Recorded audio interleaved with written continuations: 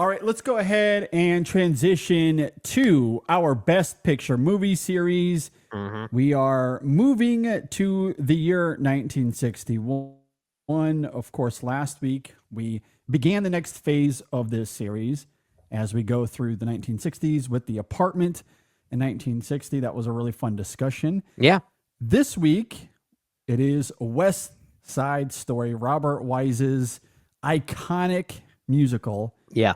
that won 10, I believe it was 10 Oscars that year. It was a lot. It was a It was lot. a lot. Yeah. Absolutely. So there is much to discuss with West Side Story. One of the most popular musicals of all time. And it won over Fanny, The Guns of Navarone, The Hustler, and Judgment at Nuremberg. Have you seen any of the other films here, Brennan? I have seen The Hustler and Judgment at Nuremberg. It's been a while since I've seen both of them, but I haven't seen Fanny. I haven't seen The Guns of Navarone. Well, funny that you say that because I have also seen The Hustler again, like you, been a minute. Yeah. However, this last week I did catch up with Judgment at Nuremberg. That was a You found the first time watch for me. You found the time for that one? Somehow found the time. For It those is a who don't long know, one, that's a but 3-hour plus movie. yes. Yes, it's a long one. Yeah. Okay, look, in all transparency, I did have to split it up into two viewings because of Well, yeah. course kids. You've got family. Yeah. And with that, you sometimes have to split up those long movies. But I did find the time. I did give that one a go. And it is good. I really did like it quite a lot. I remember liking it. That's one I haven't seen since high school. I think that was one I had to watch for some type of history class or something like that. So it has been quite a while. But I do remember liking it quite a bit at that time. Yeah. It is admittedly kind of funny through the lens of 2025 because there's a moment in that movie where they transition all of the German speaking characters into English so an English audience can understand both sides of the courtroom drama. Sure. But they're all wearing headphones as interpreters are speaking into into the character, okay, I forgot about that. Yeah.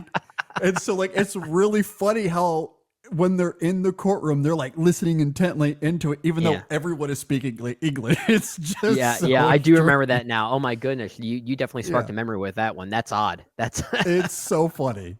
It's really, really funny. But that aside, it's actually a really good movie. But you do have to kind of actively move past that.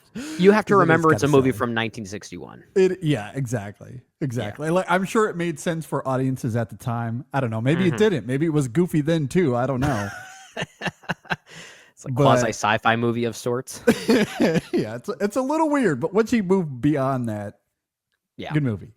Yeah, I remember liking at any rate, it. Yeah. We are here to talk about West Side Story. As we noted, directed by Robert Wise and also Jerome Robbins. We have to note here, he did co-direct this, sort of. He did end up leaving the project halfway through, but he still won an honorary Oscar for his choreography here. So despite only being with the project for a certain amount of time, still wins an Oscar, is still credited as a co-director here, and we will, of course, talk about the choreography and the dancing of the film. Yeah. So those two are our credited directors here. It is, of course, based on the stage play West Side Story that began in 1957. It stars Natalie Wood, Richard Beamer, Russ Tamblyn, Rita Moreno, George Chakiris, and a bunch of others that come and go throughout the film. It is West Side Story, after all. If you're not familiar with this film, although I'm sure you all are, but just in case. What a silly statement. Two youngsters from rival New York City gangs fall in love, but tensions between their respective friends build toward tragedy. Man, that sounds a little familiar. What is that perhaps inspired by? Maybe we'll get to the bottom of that as we go here. Don't we know that like pretty much everything comes from William Shakespeare, right? Yeah, exactly. It all starts with him. It all All starts. modern We narratives. we've either learned one of two things. It either starts from William Shakespeare or it starts from Jesus. It's like one of Yeah. the two, right? Like if you're the Lion King, you're either Hamlet or the Bible. It's one of the two. Exactly. Yeah, exactly. Before we jump into our opening thoughts, I meant to do this a moment ago and I jumped the gun here a little bit. Mhm. What is your history with this film? You've seen this film before, I presume. Quite a few times, yeah. And I think we Yeah. even talked about our history with this movie when we reviewed Spielberg's The film Spielberg in film. Yeah. 2021. Which, if for those who didn't listen to that review, it's been some time. You know, I forget everything that we talked about during that review of Spielberg's film a few years ago. But Uh-huh. this West Side Story, the film from 1961, is one I have seen quite a few times. I've seen it all the way back since I was maybe 10 or 12 years old. It's one of my mom's favorite movies. So it's always been one that I grew up with and always had a bit of an attachment towards. So it is definitely a movie I've been familiar with for some time. Yeah, I have certainly seen the film as well. I don't really remember the first time that I saw this movie, if I'm being honest, but most Mhm. likely, as is the case with a lot of things for me, it wouldn't have been until high school or college because that's when I really started to dabble into film Sure. in a more serious way. I didn't Have really you have much access when I was a kid. have you ever seen a stage production of this show at I all? have not. I You would have love not. to. I would love Yeah. to. Yeah, Yeah, I unfortunately, I've never did. It seen the was a very stage. s I did see a very small production of it. And it's really interesting when you could see the exact same story play out, but in a completely different medium, and the sensation it provides is just so different. Oh, for It's sure. really interesting Hmm. how that translates, and this is one of those shows that I think honestly is best depicted on the stage. I think that really is where it was made for, which many people would agree, I feel like. Oh, I'm sure it's great. I'm sure it's absolutely fantastic. I would love to see that someday and be able to see the differences. I've Mhm. only seen the movies. The only comp I can make here is the Spielberg film, and I'm sure we will We get will to make that as comparisons. we Yeah, yeah. discuss We will. Yeah. this. Uh, Unfortunately, I can't make a cop to the stage play, but I would love to. I would absolutely love to see it at some point. All right, with Mhm. all of that laid out, Brendan, what did you think about the film from 1961, West Yeah. Side Story? Well, I mentioned that I've kind of grown up with this film, so I do have a bit of a nostalgic relationship to it. And when you have that kind of nostalgia blinder, if you will, it's hard to dislike anything like this. I still do really like this movie. I think it's very vibrant, very colorful, very well made. We're going to be making a lot of comparisons to the Spielberg film from a few years ago because I think it's necessary when talking about how both films translate the same story and how they weirdly succeed and maybe even fail for some of the same reasons, just in different ways.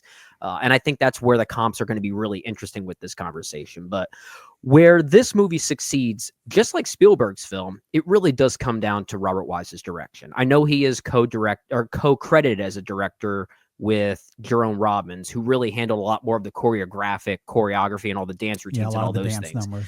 Yeah. Yeah, and it shows. It absolutely shows because it is it's a very dancey movie. It really is. And the film does capitalize on that very well, to the point that you could tell how this was such a big influence on many musicals, movie musicals specifically, that would come after that really do relish in long takes and in camera choreography. This is very much in the tradition of something like Singing in the Rain, which was only, what, 9 years prior to this movie coming out, if I'm not mistaken. It's actually Mhm. pretty closer in line to that movie than many people might not even realize. But I Sure. do think, as a movie, West Side Story is still very good. It's a very good movie, mostly because of just how vibrant and colorful and electrifying it is as a production and as a directorial experience. And I think it's well performed as well. We'll talk about a lot of these performances and how they convey that drama. But I do think it's very good. The burning question, I think, will be, do we like Spielberg's version more or do we like this version more? I'm not going to answer that yet because I think that's actually a complicated question. Maybe we'll get to that as this conversation goes, but I still do really like this movie quite a bit. Yeah, this film is iconic, right? It's one of the most iconic musicals ever made. And it's easy to see why. The songs are infectious. That Yeah. opening sequence is quite electrifying, but there are so many legendary numbers here. Where does one even begin?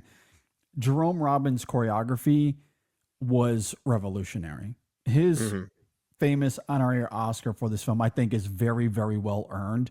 I love how expressive and emotive the dancing is in this film. hmm It's obviously rooted in ballet, and I love the elegance that comes with every leap and gesture. But there's also this greasy quality to it as well that gives each number a striking duality in terms of formal movements and this violent underbelly. I absolutely adore that about the film. It's really phenomenal work. hmm The cinematography, the production design, it's all ravishing. The use of color here is extraordinary. The performances, I think, are really good. There's so much to love about this film, technically speaking, but I think what's most compelling about its aesthetics and world building is how it creates something that feels really big. There's an epic quality to this Oh film that's yeah. grandiose and Yeah. imposing, all for a narrative that's actually quite small and intimate. For all the fighting between the Sharks and the Jets and all the turf war violence that we see, hmm it's for a small pocket of New York City. They're Yeah. fighting over a few streets. It's literally a block of a large hmm city. I just love how all of this is over nothing. But that is something the characters speak to in the film. They know that it's meaningless in the grand scope of New York, but it means something to them. There's such a deep intimacy to youthful vigor here that is so fascinating, especially when juxtaposed to the film's bombacity as a musical. I hmm love that duality. I love that duality. I think it's It's a good point. really Yeah. well rendered here in this really great way that Spielberg was also able to replicate Oh, it's in still his there. own Yeah. Spielbergian way. It's Yeah. still very much there. So it speaks to how great the source material Yeah. is in terms of creating that dichotomy foundationally. But to your point about this being great as a stage musical, what I love about these two films, especially as it relates to that duality, the medium of cinema is able to really expose that in a very hmm different way that the stage wouldn't be able to replicate. And that is what makes these two films, but the 1961 film, since that's what we're talking about Yeah. Yeah. specifically, that's what makes this film so legendary. That's what makes it so great. I think it all kind of boils down to that. And I love it. Yeah. We often talk a lot about how sense of place and setting almost feels like a character in some movies. We actually talked about that Mhm. quite a bit during this particular series just last week, JD, with The Apartment, how New York City itself felt like a character in that movie. Mhm. Yeah. That's perhaps even more so here. As far as movies that really take advantage of the urban grime that it's depicting to the point that it actually feels like the main character in a lot of ways, I feel like that's even louder here than many other films we've talked about as of late. I think Spielberg was able to Mhm. capture that same thing as well in his film in a very different Yeah. way. I think his Mhm. film certainly captures more of the dirt and the dilapidation of New York City, whereas this film and Robert Wise and his team, there's a lot more color happening here, which certainly makes sense because this is the 1960s. This is when movies were really becoming more expressive and experimenting with Technicolor and things like that. So it makes a lot of Mhm. sense for them to capitalize on that here at this time in the early 60s. But it still feels as if New York City is that it is that nucleus pulling all of these things together like it is the main character. You change this city to any other urban territory, it completely changes the vibe of the movie. Even the opening credits, which linger on this long overture, which almost looks like just a nothing image until you realize it is a It's a fragment great of New York shot. City. It's a great shot. It Yeah. goes on for almost 10 minutes. It's kind of incredible. Yeah. It kind of Yeah. hypnotic in a way. It's certainly, kind of predating what Stanley Kubrick would do in 2001: A Space Odyssey just a few years later. The only difference that being just a black screen, but it Yeah. sort of takes the same kind of same type of agenda, if you will. But it really does a great job establishing the city skyline as a main character and pulling all of these things together, which makes your point so valid. Yeah, I love that. I love how grandiose this film looks visually. It is stunning. The cinematography here is really quite fantastic. There Mhm. are a lot of bold hues, particularly red and blue hues. There are striking yellows and browns here as well. And I love how the film uses that coloration to reflect character emotions or the allegiances that they make throughout the film. The Jets and the Sharks have various tones, whether Yeah. they be cool tones or warm tones, to distinct the rivalry between them. Or Mhm. you look at Maria's transformation throughout the film. She starts off in these soft whites, and then by the end, those whites are completely stained, Yeah. given the Very, violence that we very see and the red. loss that she Literally quite yes, red. Yeah. yeah, literally quite red. So I love how this film uses that coloration to tell this story. It's not there just to visually allure us to what's happening on screen, although it is effective in Mhm. that regard, Yeah. but it also is a complementary tool to tell this story. I think you could say the same thing about the use of space and movement here. Again, we're talking about a few streets in New York City, a Yeah. The block, Upper West Side. Yeah. the Upper West Side, and yet, despite how claustrophobic the film really is, it feels like there's so much space given the movement of the characters and the Mhm. camera as well, Yeah. that it creates this spectacle.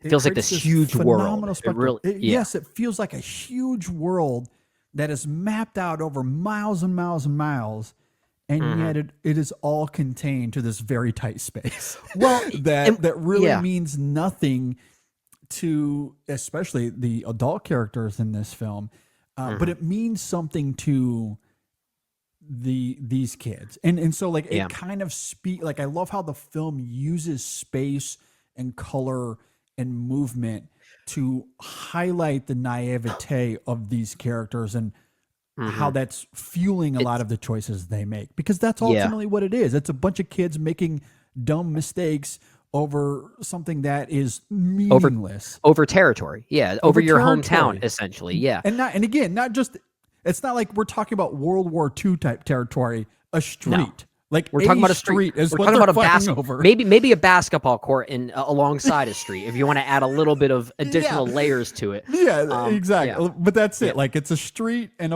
a half a park. Like that's Yeah. what they're fighting Well, over. And well, so like I love that dichotomy here. what I love about what you're saying there too, and this is something that I think this film does really well, and Spielberg did this very well too, is that because it is so contained to a small sliver of one of the biggest cities in the world, the film does a really great job creating this sense of geography as if you Mhm. kind of know where things are and where people are going. It kind of creates Yeah. this mapping of sorts for you to understand it, which I think actually adds to that level of nostalgia that I think it's going for, that these are a bunch of kids that have this emotional tie to essentially their hometown and they don't want to lose sight of that.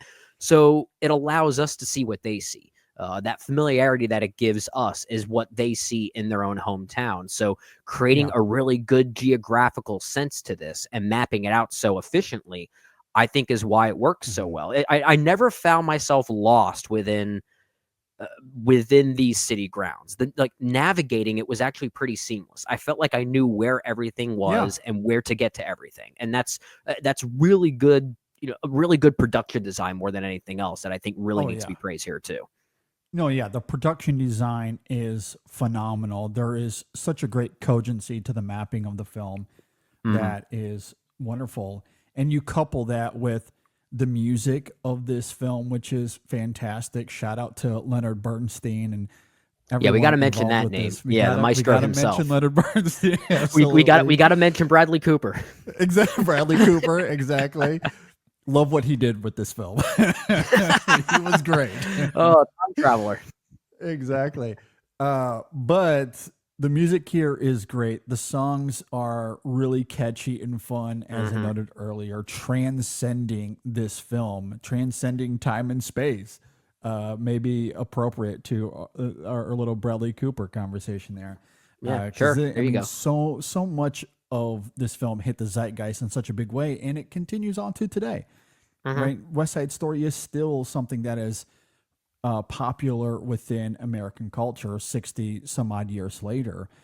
Yeah. So the music is great. And then, as I was talking about my opening thoughts, the choreography to this film is so unique. And again, I love the juxtapositions of the film where you have these two rival gangs, these men, these boys that are emotionally vulnerable and wearing these facades, these Hmm. masculine facades throughout the film.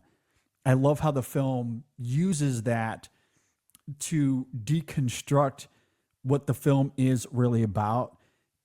And they're doing that through this incredible choreography that you just don't associate with those masculine behaviors. The Yeah. gestures, the It's leaping, the dancing. it's It very is, smooth and buoyant in a way. And yes. yeah, yeah, yeah, And I absolutely. just, and I love that about the film as well. Like the choreography, again, we're talking about the technicalities of the film complementing characterization and drama and what we see on screen narratively. And Yeah. that is the brilliance of the film. And the choreography is absolutely Yeah. no different. I love that here.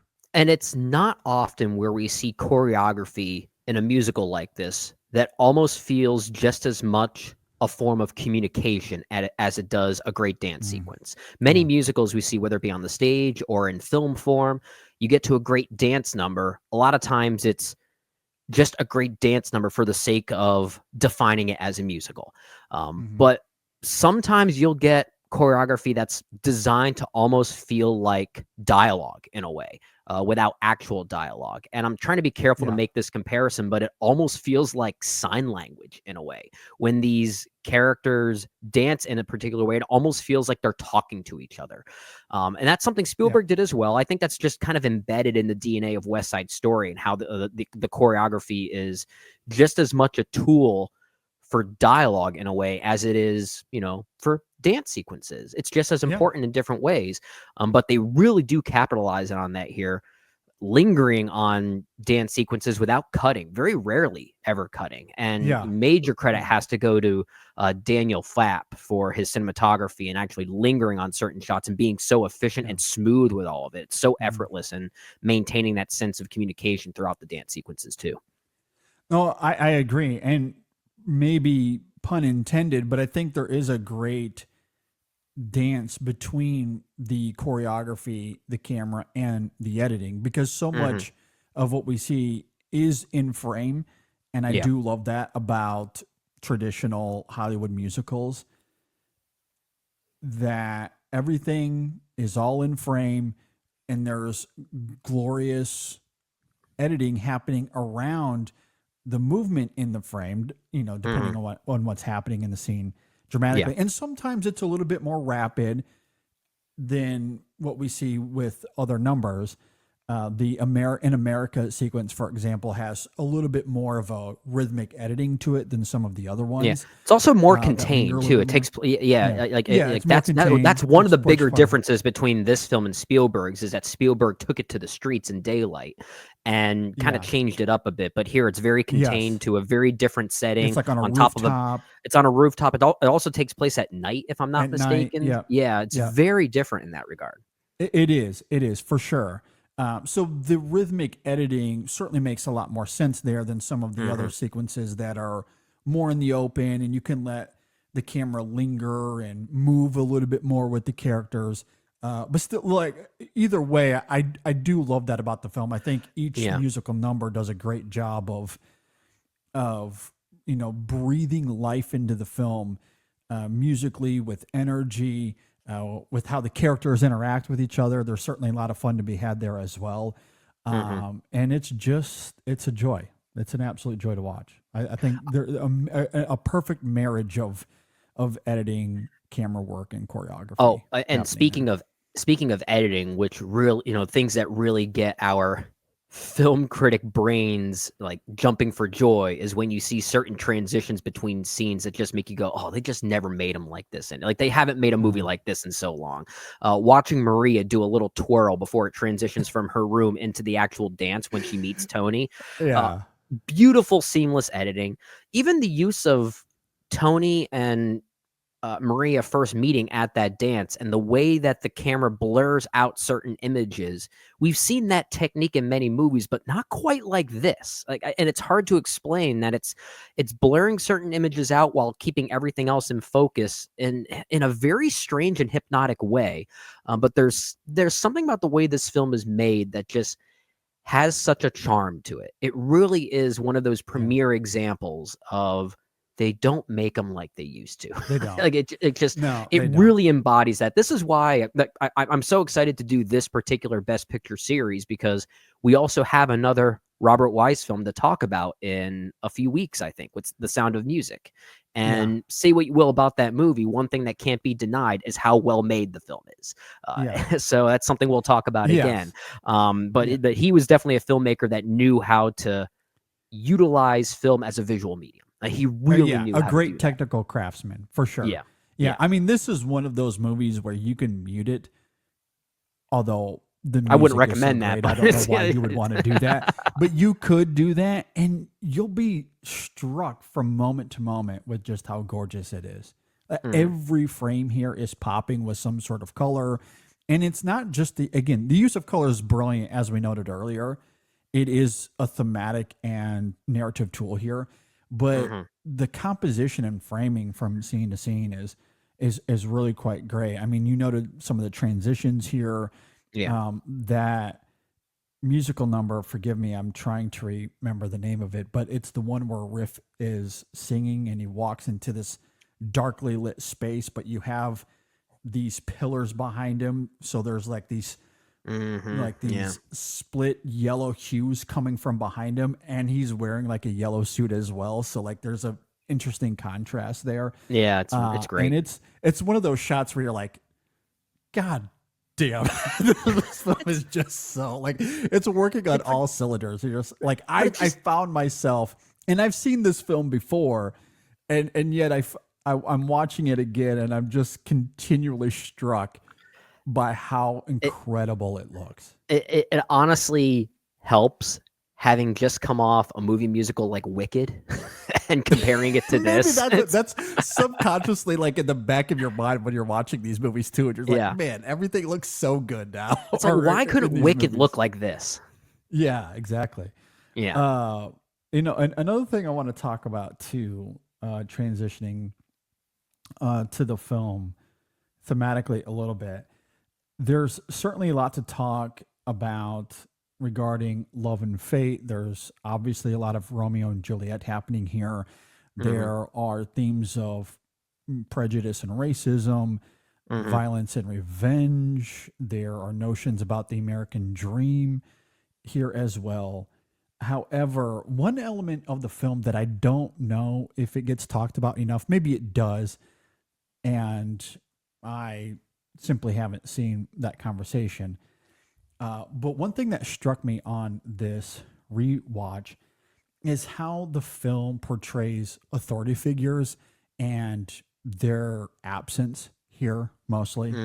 Right? So like there's a lot of conversation about the gang and the rivalry. There's the music and the choreography, and we've spent all of this conversation on that already. It's really great.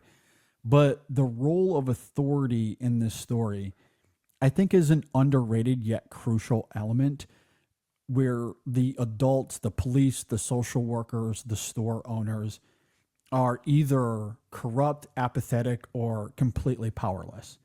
When you look at Lieutenant Schrank and Officer Krupke, who are supposed to maintain some sort of order, yet they're openly biased against the Puerto Rican Sharks while treating the Jets with a mix of annoyance and condensation.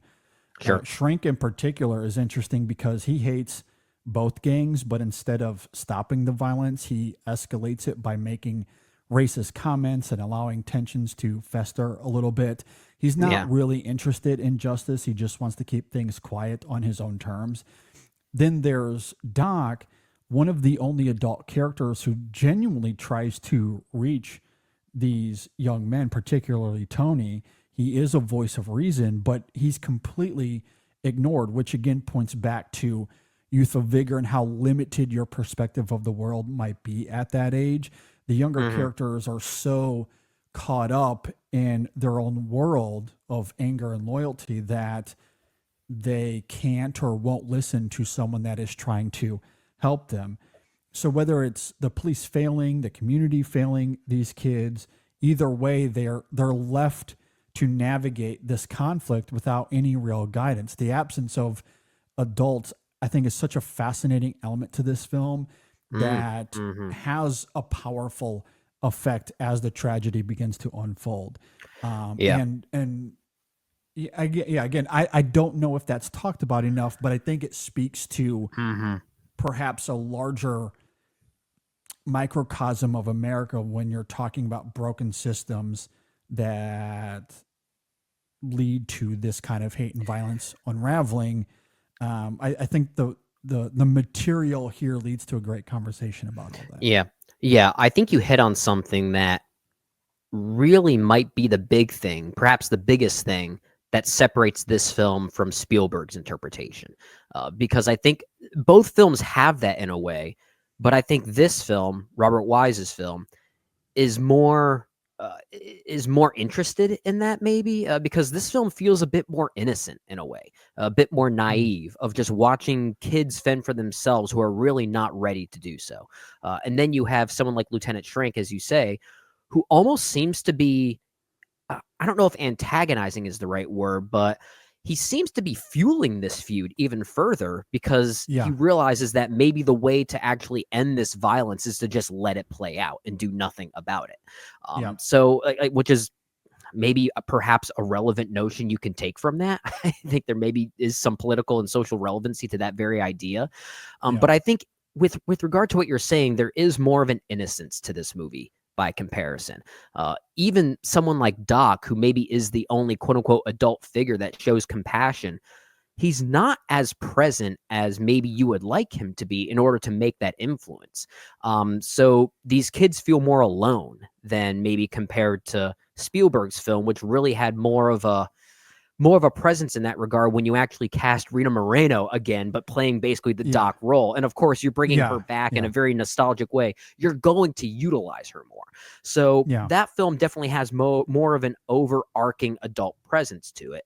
And I understand why. So then it's able to tap more into maybe the sociopolitical side of this story, which I think Hmm. Spielberg's film is more interested in. I think him and Tony Kushner really were more adamant about portraying that story and not just a timeless way, but also making it feel contemporary. I think that was definitely their Yeah, goal. and I think it Uh, was effective in that regard. I agree. I agree. But I think allowing this film in particular to feel a bit more distant from that lingering side of adulthood, I think not only separates it from Spielberg's version, but I think creates really a tale of lost innocence in a way. Watching these kids Yeah, that are essentially alone and fending for themselves, like you said. yeah, absolutely. And I do think that resonates here. Hmm. And I think in addition to what you're saying as far as how Spielberg was able to take this material and kind of create these new fascinating angles, Hmm. where it's more socio-political, I think the casting of that film also helps in that regard, because one of the major problems of this film through a 2025 lens is its egregious use of brown face. Oh gosh, yeah, yeah. Not great. It's Not not great. that, and this is not to say that Spielberg's film is better performed, but it is more appropriately casted. We'll It simply is. say, yeah. Yeah, the brown face here isn't great, obviously. And I Hmm. think, again, I'm looking at this through a 2025 lens. Maybe there is a separation that can be made if we're just talking about the film in a vacuum. And I Hmm. think you can have that conversation because it's Yeah, absolutely. themes on the American dream, on prejudice and racism in a vacuum that's still very much intact here, and it It's is still felt. It's still effective. felt. It's These still very much performances are felt. still good. Regardless of someone like George Chakiris, who plays Bernardo, being of, I think, Greek descent. He's not Puerto Rican, Yeah. but his performance is still very good in emulating those ideas. Exactly. Yeah. But when the film is very directly tackling prejudice and racism, and the sharks face discrimination at every Mhm. turn from their rivals and also the police, as we noted a moment ago, and they talk about the tension of being in America and what that means versus being back in Puerto Rico, where they don't necessarily have the same freedoms or at least the same Yeah. opportunities. That is Yeah. a big talking point here. It is. You're That right. might be a little undermined when you're throwing in brownface in the It's a mix little there. funny. Yeah. It's That it's a bit like working against itself. Like, let's talk about prejudice and racism while we're actively being racist. Like, it just, yeah. it Well, doesn't, like, again, through yeah. today's lens, it doesn't necessarily, like, it doesn't have as much of an impact, or at least that impact is Mhm. maybe slightly altered a little bit, even if Mhm. in a vacuum it works, if that Sure. makes sense. It makes sense. And I think thankfully a film like this has more on its mind than just that very idea, For which sure, allows the film that to get helps. away with Yeah. so much else. And honestly, if you were to, kind of tier list the number of themes that this film is really interested in conveying, that idea I think is maybe kind of halfway there or maybe even lower than some of these other ones. I actually think the film is more interested in that youthful innocence and that naivete and that sense of place that we talked about earlier. Those are the things that Mhm. really make this film as timeless as it is, outside of just Yeah. the technical merits that we highlighted Mhm. already. No, I agree. There is a lot here about youth and rebellion. I noted earlier that the male characters, especially, they're wearing this faux bravado Mhm. very adamantly with some characters on, like, on the external, Mhm. and you see it come through in their rage and their willingness to jump into the fight, so to speak, Mhm. and how that is undermined through the choreography, I think, is really great. But even narratively speaking, where the film ends, given the tragedy that we see, there is an emphasis on that for sure. Yeah. Yeah. There's so much emphasis on hope and despair as it relates to the romance and the Romeo and Juliet of it all as well. And that's obviously a big part of this story. So It I is. agree with you. While the racism element of it, the American dream, that is a big part of this movie. You can't really ignore it, Mhm. but that is far from being the only thing about this film. It is No, thematically a it's yeah, little dense, it is, maybe, but maybe overly dense, I guess you could yeah, argue, but maybe. I think it all is mostly effective But here. it's because it's And still a I simple think, story. That's the ironically, through yeah. all of those various avenues, that's what leads to the absence of adults here kind of resonating, I think, as loudly as it does. Yeah, well, it is still a simple story. It's a very easy narrative. Mhm. It's not overly complicated, which allows the film to be, I guess, interpreted any way that you want. You could maybe pinpoint on certain themes that Mhm. maybe resonate with you more than others. And between this film and Spielberg's film, they're clearly prioritizing different things. As we mentioned, Spielberg's film is certainly more interested in the sociopolitical edge that this story has, Mhm. the element of racism at play. That is definitely more that film is definitely more interested in those things. Whereas this film, it's still interested in that, but there's other things happening that I guess we're more willing to forgive the film for being a bit, let's say, behind the times, or at least not quite politically correct in a 2025 lens. We'll simply say it hasn't aged well in Mhm. that regard, but there are other things about it that Yeah. has. So Yeah. you Yeah. can kind of distance yourself from some of those things. I agree. No, I do agree with that. As we kind of wind down here, I do want to ask you this. What do you think about the performances here comparatively to Spielberg's film? That's a very interesting question because I think that question then tailors into the overarching question that I'm sure some people listening might be asking themselves or want us to answer at least. Which version of this movie do we prefer? Do we prefer this film or do we prefer Spielberg's? Because, like I mentioned earlier, I think both films have very similar successes and failures, just like I guess the weight of those successes and failures kind of vary between each film. Yeah. Yeah. I think in many ways both films are very much successes for their technical merits, but for very different reasons. I think both films are very well performed, but also for very different reasons. As we mentioned, Yeah. Spielberg's film is more appropriate in its casting. It does the proper sociopolitical research, right? Yeah. By really looking to find Latino actors to play Latino roles. So it's Mhm. very adamant about that. I think I think overall, Spielberg's film is better performed because I think it actually has more time dedicated to the supporting roles, primarily because of how great Mike Feist is in that movie as Riff. Yeah. I think he's so good in that. He might as well have been the main character, I feel like. In Sure. fact, something we said is Yeah. that he probably should have been Tony. He probably should have been Tony in that film. Um, Yeah. yeah. And Rachel Zegler's great in Spielberg's film. Natalie Wood is amazing in this film as well. I think both films do have a Tony problem, though. I think that's maybe where the similar failures Okay. are. Like But performatively or how the character is no, utilized? more so how the character is utilized. I think Gotcha. even going back to the original source material, perhaps I just don't think Tony is that interesting of a character by Yeah. comparison to the others. But I will say, if there is another big difference to make between this film and Spielberg's, I do think Richard Beymer is a much stronger performer than Ansel Elgort.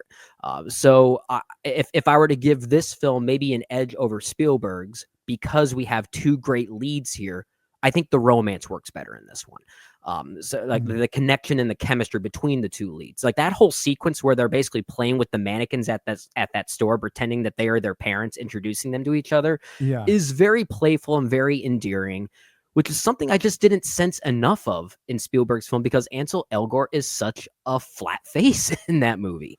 It just doesn't really work. So that's a long-winded answer to your question that I think the performances are very good here. I think they're maybe better in Spielberg's in some avenues, but also better here in other Mm. avenues, if that makes sense. No, I think that makes a lot of sense, and I am with you. It pains me to say because I really do love Spielberg's version a lot, and every time it trends on Twitter, it makes me want to reevaluate that film Mm-hmm. because I didn't have it in my top 10. I don't even know if I had it in my top 20. It might have just been on the outside, but Mm-hmm. it's not because I don't like the film or Spielberg's craft. He is on God mode with his direction in that film. It is Yeah. unbelievable from a technical perspective, but there are elements of the storytelling, particularly around Tony, that I just don't think works. And Mhm. that's mostly a foundational element with the material, as you noted. And Ansel Elgort, I just don't think was the right choice for that character at all. He's so you bad in that couple movie. those things together, and the Tony of the film, when we're talking about the best movies of 2021, I just can't go that high with West Side Story. As much as I deeply want to because of the technical merit, I Mhm. just can't go that high because I think the Tony of it all, and when you're talking about the top 10, 20 movies of the year, you really are, you're nitpicking to Yeah. get into the disparity a lot of the time. Yeah. And I just don't think that element works. As great as everything else is, so other films kind of rise above it for me. Mhm. As much as I would love to have it in my top 5. But If see, it like that, wasn't for the Tony element, I might have had it in my top 5 or top 10. that's a huge thing in that movie. Like that's a Yes, huge he's breaking point in one of many the ways. leading characters. Like, it's Yeah. Romeo. Like, I'm Yeah. sorry, but if Romeo isn't working, you got a little bit of a problem. Yeah. And unfortunately, Spielberg isn't able to really get around that either. I think to really get around that, I think you'd have to really rewrite the film quite drastically, like fundamentally, to give more to that character, which I think you could do. Like, if you wanted to adapt this in a new and different Yeah. way and reinvigorate it. But obviously, that's not what Spielberg wanted to do. But I think, at least for me, I think that's the only thing that would solve the Tony of it all. Yeah. Now that said, I don't like Elgar or the writing of the character in the Spielberg film. I do like Richard Beymer here, though. He Yeah. has a charming presence that is infectious. That is really, really great. And I He love kind of his saves dynamic it, with yeah. Natalie Because Wood. Yeah. I still think Tony is an underwritten character in both films. But I think at least here you have a good performer kind of filling in those gaps where it's necessary, at least enough of the Yeah, way. I do think Richard Bamer is really talented. I agree. I agree. And so like I think like overall in terms of the performances, that's really the only thing where I'd say this film has more of an edge, except for maybe Mm. Rita Moreno. You could say could arguably is a better Anita here, even though Yeah, both of them even though ended up even winning though the they both won Oscar Oscars, yeah, for for the the same same role. character. How interesting! It Yeah. really does come full circle. Yeah. But like I think the cast in both of them on the whole is really good though. Sure. Is really good. I do love the performances. And honestly they're both great. If I had to choose one, I'd probably go with Spielberg, but I don't think it's by a lot though. No, it's because different things work about each individual film. That's why I said they have very Yeah. similar successes and failures, but the weight of those successes and failures are so different between the two. So on Yeah. one hand, I think I might prefer the technical side of Spielberg's film just because I love what Spielberg does personally. Yeah. But even though both films are technical successes, right? I just think one maybe is more Yeah. interesting in that regard. And then again, Mhm. I think both films kind of have a Tony problem, but I think this film from 1961 has less of a Tony problem Mm. because it has Richard Bamer front and center that's able to fill in those gaps. So like there Yeah. are similar things here. It's just the weight between those things does vary, which in a way, I guess in Yeah. the end, I kind of find myself saying I like them equally. I think. I mean, Um, that's kind of where I'm at. I think they mhm, both are really, really great, and where their weaknesses lie, there is a distinction there. mhm, And if you gave me an option, said you could only watch one of these for the rest of your life, you only get one, mhm, and you came to me and said, Brendan, you're taking Spielberg, and you're giving me the 1961 version." mhm. Okay. Oh, that's terrible. What a like I'm so sad I now. mean, that Oh actually is man, kind of what a terrible horrible because choice. Like I you just can argue the need for both of them because on like one I just hand, I wouldn't be that sad. Like I'm not gonna walk away that angry. Like well, if you didn't catch the sarcasm there. Like I know that. I will say this though: if we were forced to pick and we ended up picking this film and Spielberg's film was completely wiped off the face of the earth, God knows what happens to the future of movie musicals without that movie.